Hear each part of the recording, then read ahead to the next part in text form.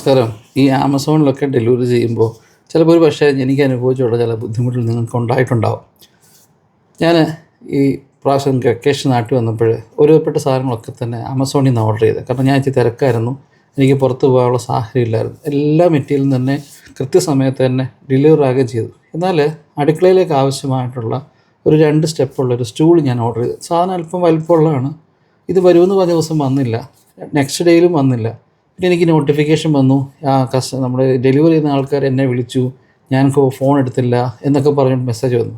ഇതെല്ലാം ഈ automatic generate ആയിട്ടുള്ള മെസ്സേജ് ആയതുകൊണ്ട് എനിക്ക് പ്രോപ്പറായിട്ട് റിപ്ലൈ കൊടുക്കാനോ അല്ലെങ്കിൽ കസ്റ്റമർ കെയർ എക്സിക്യൂട്ടീവുമായിട്ട് കോർഡിനേറ്റ് ചെയ്യാനോ എനിക്ക് പറ്റിയില്ല. ഞാനിപ്പോൾ തിരക്കുമായിരുന്നു. അങ്ങനെ 1-2 ദിവസം കഴിഞ്ഞപ്പോൾ ഈ സാധനം റിട്ടേൺ ആയിപ്പോയി. കാരണം എന്നെ കോൺടാക്റ്റ് ചെയ്യാൻ പറ്റില്ലെന്നാണ് റീസൺ.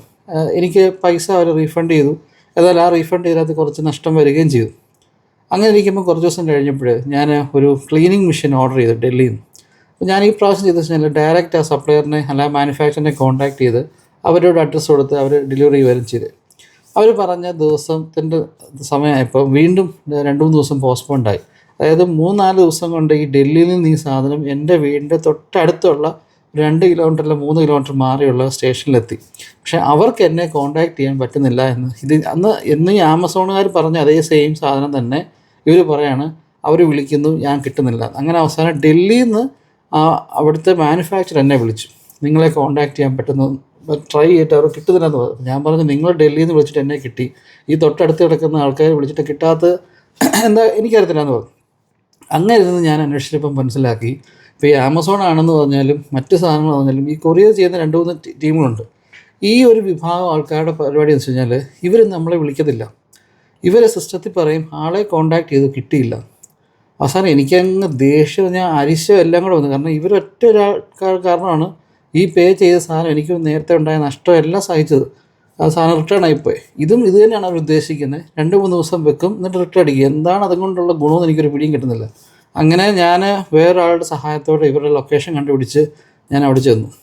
ഞാൻ അല്പം റൂഡായിട്ട് തന്നെ സംസാരിക്കാൻ പറഞ്ഞു, എൻ്റെ ഒരു മെറ്റീരിയൽ വന്നിട്ടുണ്ട്, ഞാൻ ഓർഡർ ചെയ്ത സാധനം വരുന്നുണ്ട്, എനിക്ക് സാധനം വേണം. അപ്പോൾ അവരോട് തെക്കിയിട്ട് പറഞ്ഞു ഒരു 10 മിനിറ്റ് വെയിറ്റ് ചെയ്യും. അപ്പോൾ 4-5 ആൾക്കാരുണ്ട്, അവരോടുണ്ട്. ഒരു ഉച്ച സമയമാണ്, അവർ ഭക്ഷണം കഴിച്ചുകൊണ്ടിരിക്കുകയാണ്. എന്നാൽ അവിടെ ആ ഒരു ഗോഡൗൺ നോക്കുമ്പോൾ ഇഷ്ടം പോലെ സാധനം ഒന്ന് കിടപ്പുണ്ട്.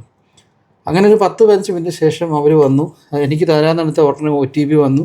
ഞാൻ OTP പറഞ്ഞു കൊടുത്തു, സാധനം പോയി. ഞാൻ എനിക്ക് മനസ്സിലാകുന്നില്ല എന്താണ് ഇവരുടെ ഈ ഉദ്ദേശം. അതായത് നമ്മൾ പർച്ചേസ് ചെയ്യുന്ന സാധനം ഇവർക്ക് ഇന്ന് ഡെലിവറി ചെയ്ത് തരാൻ അറ്റ്ലീസ്റ്റ് ഒന്ന് ഫോൺ ചെയ്താൽ പോലും ഒരു മെൻറ്റാലിറ്റി ഇല്ല. ഫോൺ ചെയ്തൊന്ന് കസ്റ്റമറിനെ അവർക്ക് താല്പര്യമില്ല കൊണ്ടുതരാൻ, നമ്മൾ പോയി എടുക്കാം. അതിനുപോലും അവർ തയ്യാറാക്കാതെ സിസ്റ്റത്തിൽ പറയാണ് കൺസേൺ ആളെ വിളിച്ചിട്ട് കിട്ടുന്നില്ല.